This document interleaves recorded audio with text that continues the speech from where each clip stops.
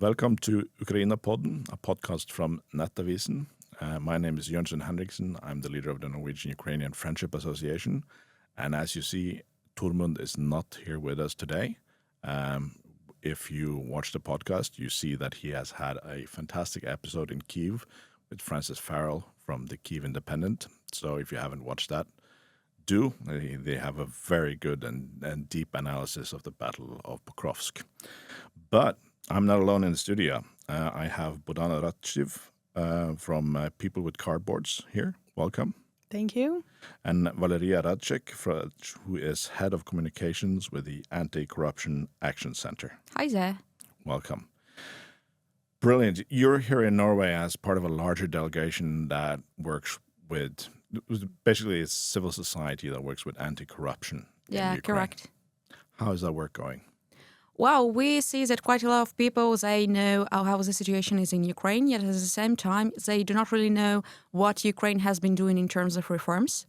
We are really thankful for the support that Norway gives, yet one of the things that we advocate, and we understand some of the concerns, and one of the things that we are advocating that Norway has to introduce some, preconditions for this help in terms of reforms that will be beneficial for both for Ukraine, but also for Norway as well. And we really think that is super important for our country, not only withdraw doing all the stuff on the battlefield, but also to develop as democracy, because we cannot stand on one spot.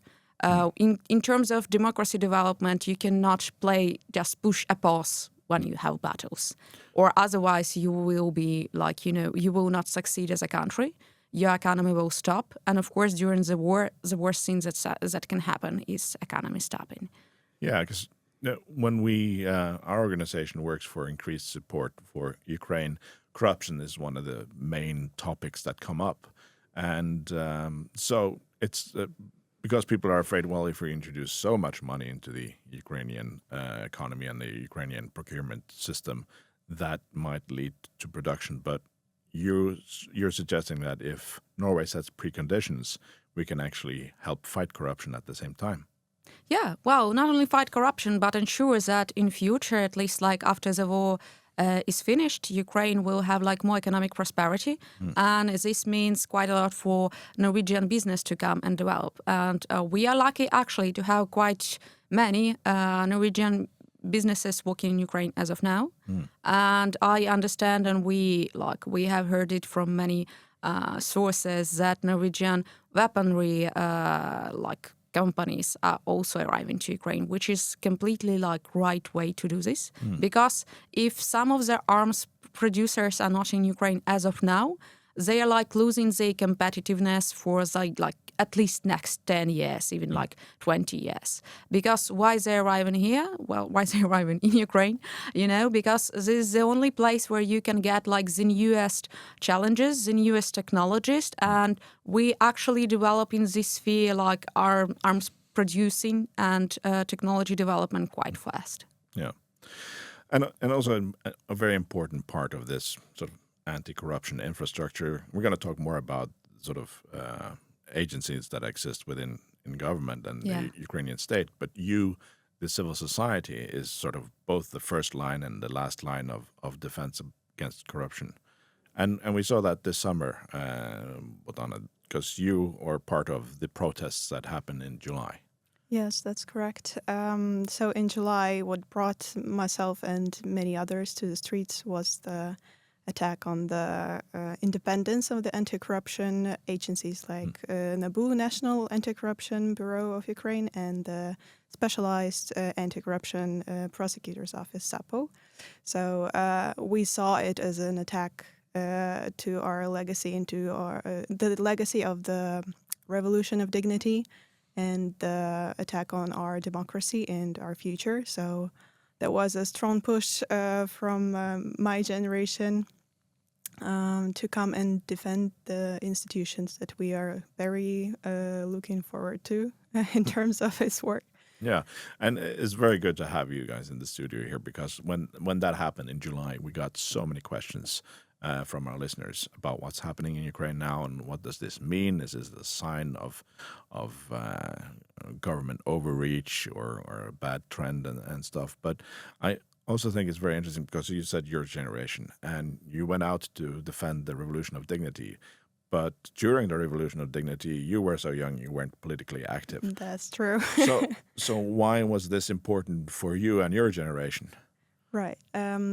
So myself, I was born in Crimea, and in 2014, my family and we had to go to Kyiv to have a chance to live in a democratic country with the freedom of speech and things like that. You had to flee Russian occupation. Yes, exactly. And of course, after the Revolution of Dignity, we were raised on this democratic values, and I believe we were the first ones to have it incorporated in our mindset and in our outlook on the state and our participation in the state building.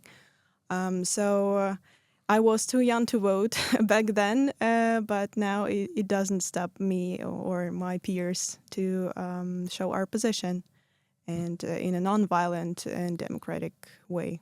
Yeah, because you have lived experience that this is important. Yes. Yeah, let me add that, the part, the people who are age is Bohdana's age, they have never participated in elections. Yeah. The latest elections we had were in 2020, there were local elections. In 2019, we had parliamentary and presidential elections. So, this kind of rallies that actually happened in July, this is a sign that despite we do not have elections and we cannot have ones. There are different reasons for this, both economical, yet also the fact that so many Ukrainians are abroad and it's nearly impossible to organize all this part. And, also a question who will fund these elections. So despite there are no elections as of now, despite they are not impossible, Ukrainian people are actually have the tools to control the government.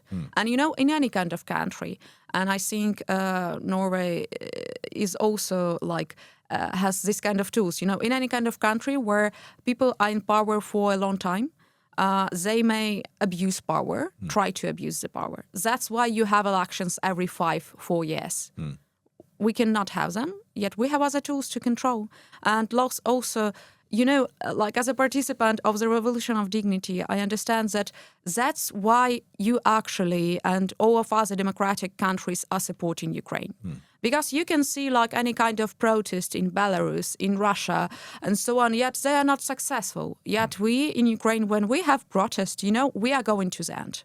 We actually portraying that we, as a democratic country, our people, they can go to the end and finish their job, finish what we are asking for when it comes about democratic values, when it comes to ensuring that our government works. And we are not stopping on the way. We are not afraid, the Revolution of Dignity showed that we are not even afraid when they're trying to shoot us or doing something. Yeah. And that is probably also the reason why we are so effective at the battlefield, to be honest. Yeah, but how did this sort of protest in July start? Was it organic? Was there a call to action, or what gave you the idea to go out and protest in the street? Right. So on July 22nd, the Parliament adopted a new law that would cut the independence of the NABU and SAPO. It shook the whole civil society as it was super rapid and it was too fast. And when things are going too fast, there's something to it, right? On X, the veteran, Dmytro Kozyatinsky, he wrote a post hey guys, we should to stand up to it. So let's gather. And my friend Zina, she started a chat for everyone who wanted to join, and it snowballed to 3,000 participants. And it was mainly students from the student council, and they spread the word, and friends took their friends. So it kind of snowballed, and it was super sincere, and it was a genuine will to stand up to something that is going not right. So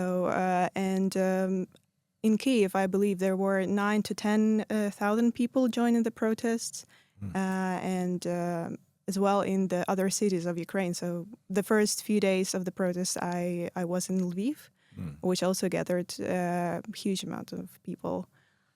So it's not only the capital who is standing for it, but the whole Ukraine.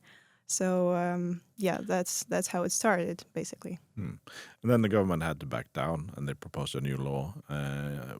Did that fix everything, or is there an underlying problem that is still problematic, and that they're trying to sort of undermine the independence of these institutions and you as civil society organizations?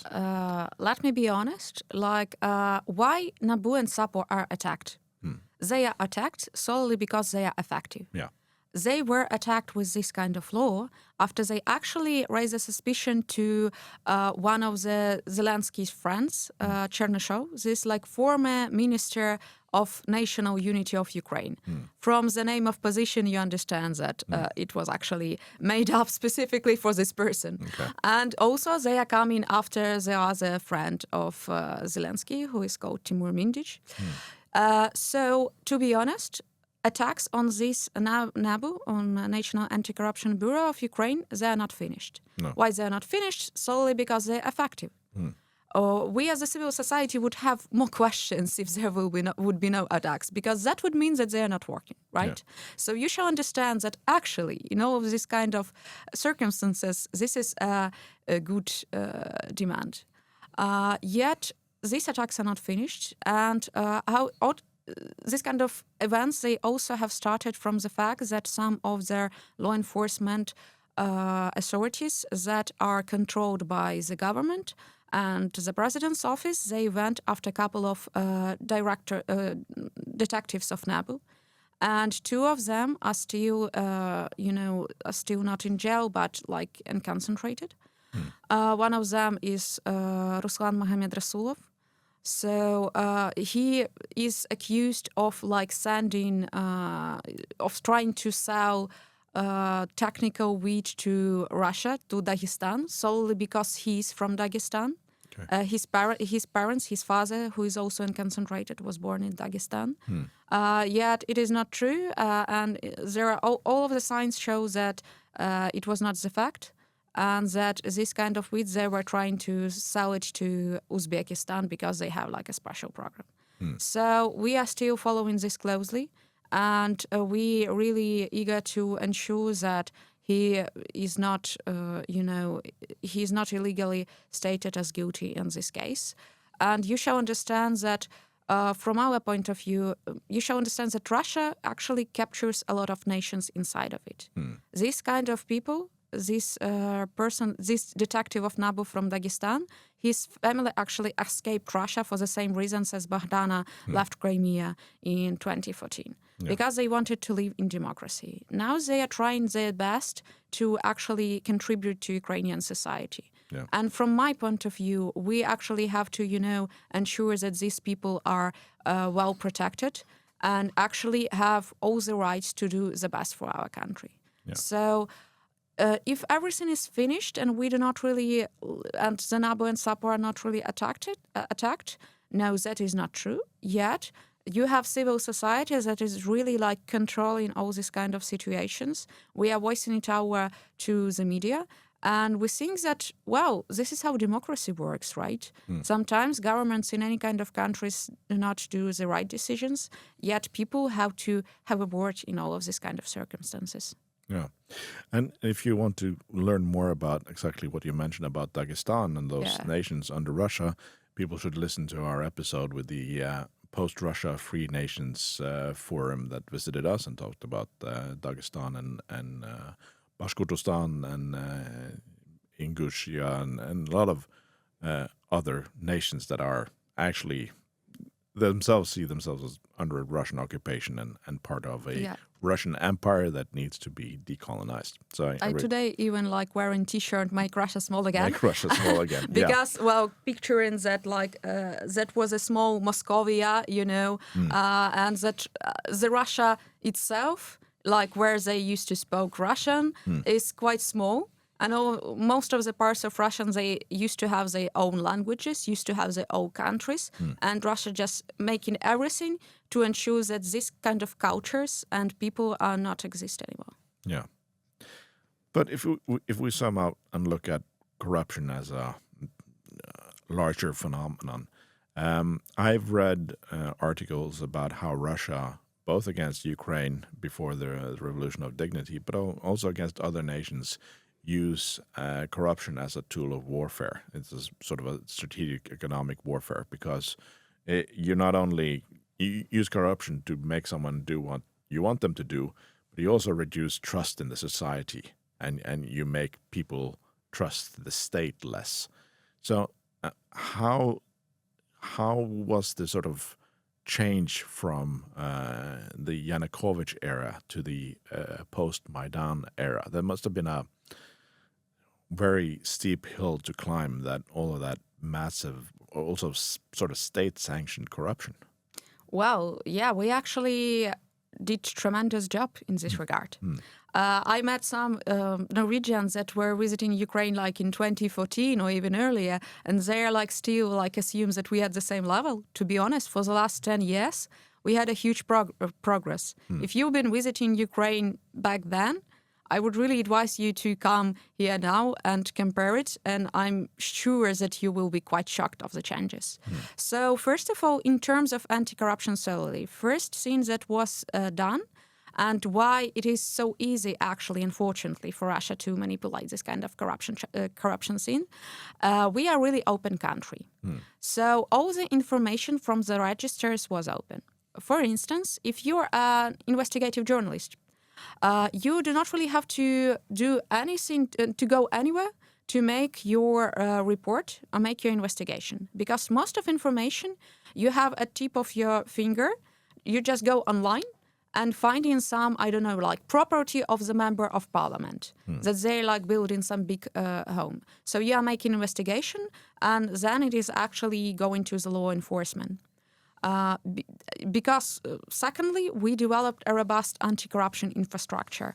These are like this National Anti-Corruption Bureau we mentioned, Special Anti-Corruption Prosecutor's Office, but we also have a special high anti-corruption court that deals with these cases.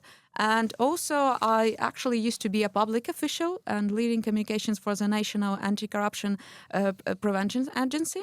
So we also have all this kind of prevention tools established, and when corruption happens, there is like a further doing for this. Yeah. Thirdly, we are having one of the most robust systems when it comes to digitalization. You may not understand how it is related to corruption, yet it is like direct, influence on this. Because back then, in 2014, in 2012, you had to like go to any kind of state service and asking for some paper, for instance, that you have not been like criminally charged or something like that, or like having a passport and so on. Yet as of now, it is fully digitalized. Most of the papers you can either go online or have like easy access to it. One of the greatest examples I always put is like how you receive your international passport to go abroad. So before you had to go to like migration office, stand in the line for a couple of days, not even like one day. You're going with like paper copies. You also had to go somewhere to make your photo. They could not make it there. And like you had to collect so many papers that it was like awful. So that's how corruption was born there, because people could not wait for so much. Because they had like some urgent issues abroad and they were just paying to the migration service. And how it works now. So now there are like state enterprises with different like branches, and there are a lot of them, not just one for a small amount of land, but quite a lot of them. And you go there, they have most of your documents online. You just have to present your passport to ensure that it is you. And they are like doing your checks there, they are doing your photos there, and then you will pay for this, transparently pay for this passport, and you will have it like in 2 weeks or so. Yet, for instance, if you need this passport to be received faster, you can pay extra and receive it faster. So you actually have the same procedure, yet now it is transparent.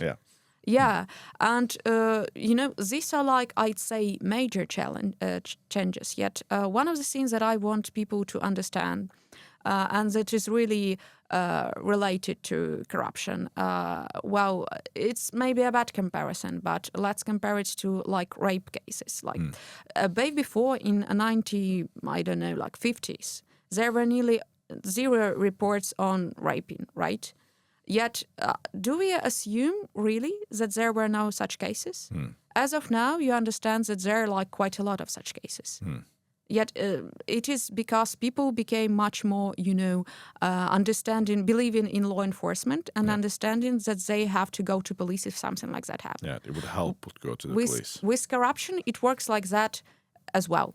So before, people were not reporting corruption. They were afraid of government. They were afraid if they are reporting corruption, they could be not only put in jail. We had back in 200s, we have a story of Gongadze, the journalist who was killed for the truth. Yet as of now, it is like impossible, I guess, in Ukraine. As of now, like people reporting corruption more. Because we have this robust anti-corruption infrastructure, we hear about corruption cases every week. Yet it does not mean that there are more corruption than it was in Yanukovych times. This means that actually something is happening and we are battling corruption. And you shall understand that, of course, Russian media will put it like, oh, there are many corruption cases and that's Ukraine is corrupt. Yet this is a sign that we are fighting corruption. One other thing that you shall understand that every kind of news like this, that somebody has suspicion in corruption, is a great preventive mechanism. Yeah. Because if you understand that you will be punished, you will not go there and you will not be doing corruption. So I'd say the level of corruption is lowering. Yet, of course, we still have some problems. One of the reasons why, because we are super young democracy. And to be honest, we started to be reformed. Yeah, we received our independence in 1991. Yet it is only like in 2014 when we started to really move forward with reforms, with the EU accession and all the other things. So we are, as like robust democracy, we are only like 11 years old. Comparing to Norway, comparing to other countries, this is nothing. This is nuts. Yeah, you're a young democracy that are fighting a full-scale war of survival. Especially, yeah. And during the war, it's really hard to do any kind of reforms. Yet we as civil society understand that we cannot stop because we cannot be behind. And also we understand like, yes, for this is a different angle for Ukraine and Norway, how we see EU. For us, we can be like there are only two options from our geographical position even. We can either be with Russia, Belarus, and these kind of guys. And you see, we don't really like them. We have showed it many times.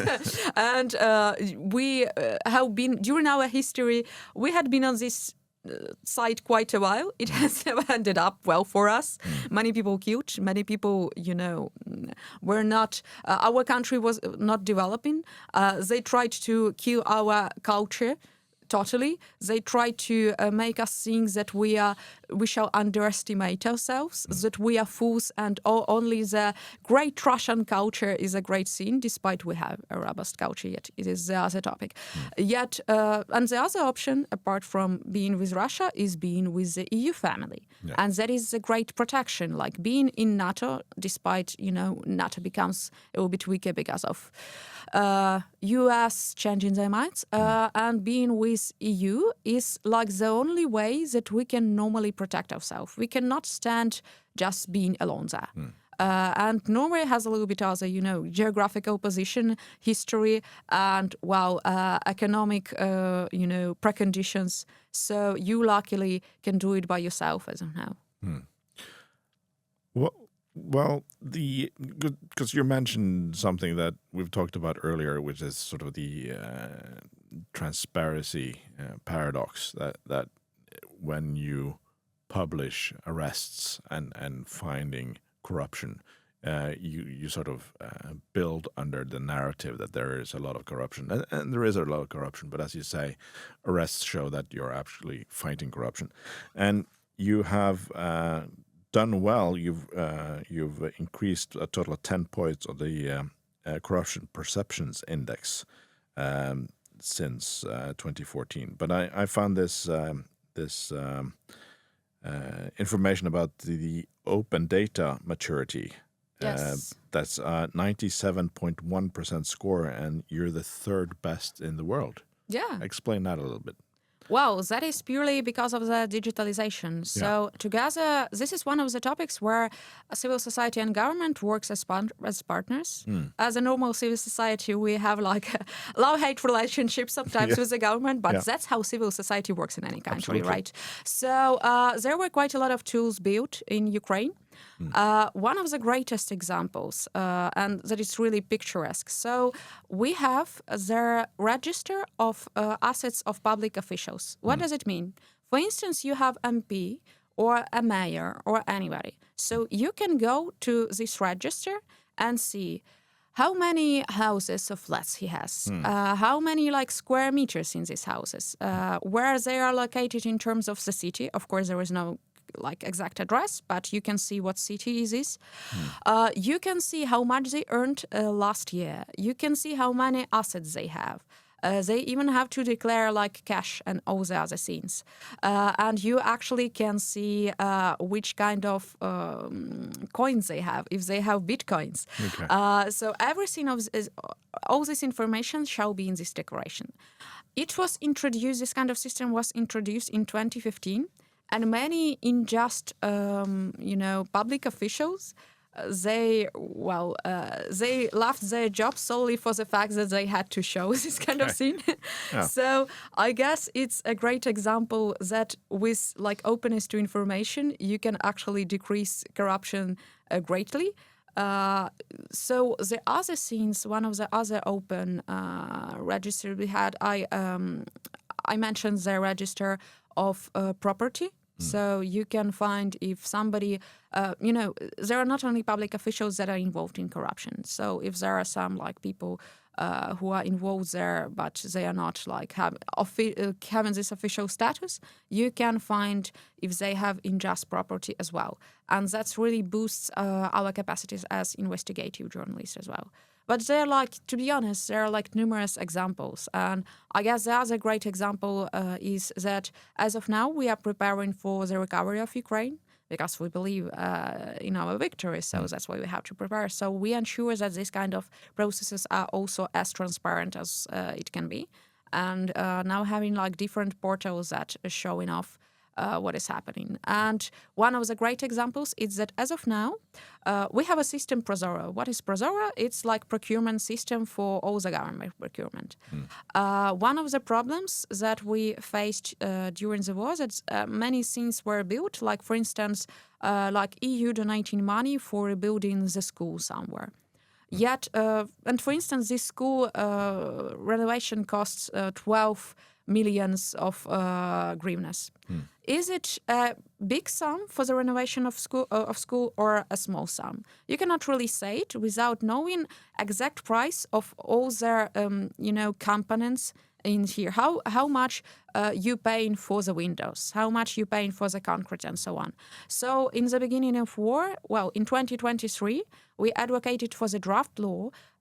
We at Anti-Corruption Action Center advocated for the draft law that opens these prices. So as of now, if, for instance, like Norway or somebody, I don't know, like some Norway business donating for recovery of school, of some, some city centers, shelters, and so on, they can go to Prozora and after there is a winning bid, see the exact price of every part for what they are paying. Well, this seems like, from my point of view, an extreme level of openness, and maybe even further than maybe I would have been comfortable with in our country. But we live at peace and don't have the sort of challenges that you have. So is this the extraordinary history of your country with corruption and also needing so many international donors? Is that why you're pushing the transparency so far? Yeah, for sure. And we must, in this kind of condition, we must develop as fast as we can. We do not have as much time as Norway had in the start of its democratic development. And, like back then, you could like build public trust. You could build trust among yourselves. Yet USSR wrecked us a lot.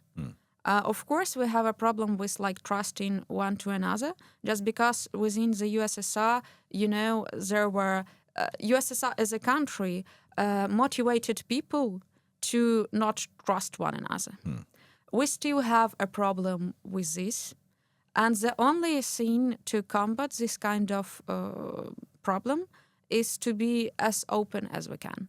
So, yeah, it may be not relevant in Norway at some point, yet it is relevant for Ukraine as of now, and it is the only way for us to ensure that there is this public trust in future among like our people, and that, government acts as the way the people actually can trust and show it in all regards. But how do you view the situation now? You said you have a love-hate relationship with the government. Are they implementing laws fast enough, or are they pushing back against anti-corruption work? If you look at the immediate future, are you optimistic or pessimistic when it comes to the government's own willingness to help fight corruption? Well, just this week, it was a report from EU accession report regarding Ukraine, released by EU, basically EU Commission. So they stated that there is a progress within Ukraine. So we tend to trust, but they also say like you shall move faster. And for instance, Moldova, as of now, moves much faster than we are. So let's put it like this. Like we are doing some reforms, yet without the push from civil society, they would not move as they are moving now. And we understand that we have to work twice harder to achieve results further and ensure EU accession faster, because it's in interests of everybody. Reforms are not an easy-peasy task in any country. And in our country with war, in our country with actually many intelligent people live in the country, all we can do is to just trying to make it as good as we can.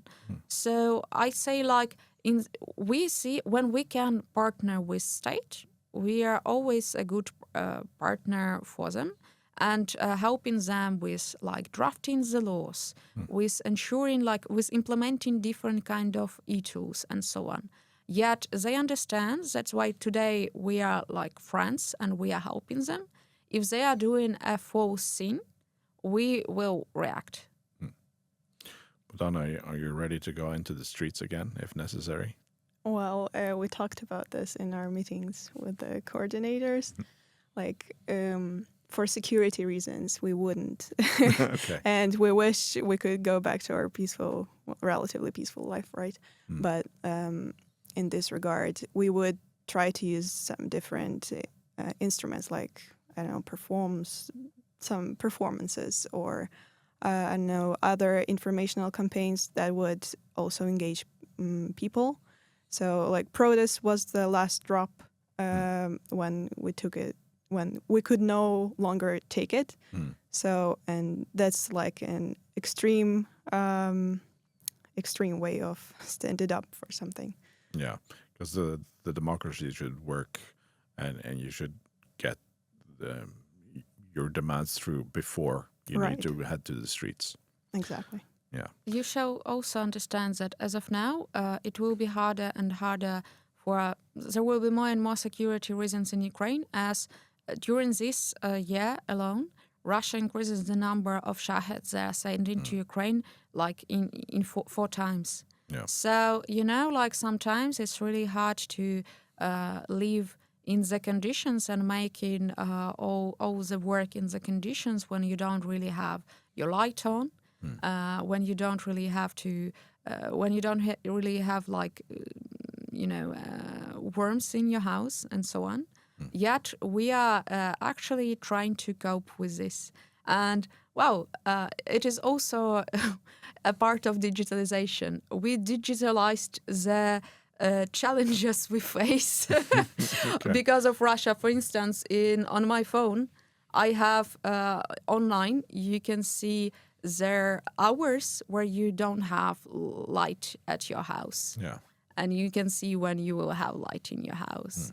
Online, you are receiving all these kind of air radar systems, signals. So, we are trying our best to even digitalize these challenges, yet it helps us also to develop further. Yeah. Well, that's a good example of why countries like Norway and other in Europe should increase their support for Ukraine, because even though there's a risk of corruption, and the risk will never be zero, the larger problem, like the drones attacking Ukrainian cities, is actually the larger problem. And as a former defense minister in Norway said in our podcast, what are you more afraid of, corruption in Ukraine or Vladimir Putin? So the answer to that should be simple. So we're heading to the end of our podcast. If you could have a message to the Norwegian people, what would that be? Could be about corruption or could be something else. Well, I'd say don't be afraid to invest more in Ukraine, because this kind of investment will triple down for you in the next years, because you have a partners within civil society and within Ukrainian people. And we have shown not even once or twice that we are really having all the tools for controlling our government. We are eager to do so, and we care about what our government is doing and ready for its. And if they're doing something not right, we are those that will control it for you. And Bohdana, your generation here in Norway is the least politically active generation. Do you have any thoughts or messages for them? Well, I believe we all should have this sense of ownership for our own country, for our communities, for our universities, etc.